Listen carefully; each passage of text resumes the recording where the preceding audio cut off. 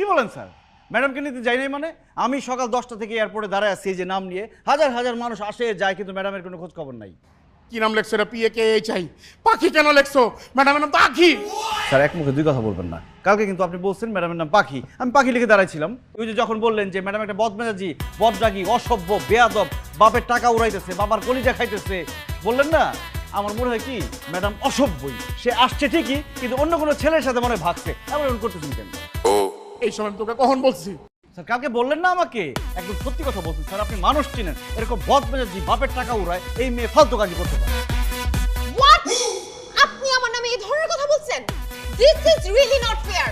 আপনার এত বড় সাহস হয় কিভাবে আমার বাবা আপনাকে চাপ দিচ্ছে আর আপনি এই ধরনের কথা বলছেন? আপনার সম্পর্কে বলবে কেন?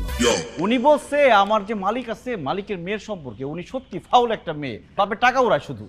তাহলে উনি কে? উনি তো আমাদের ম্যাডাম আখি। উনাকে তো আনতে তোমাকে এয়ারপোর্টে পাঠাইছিলাম।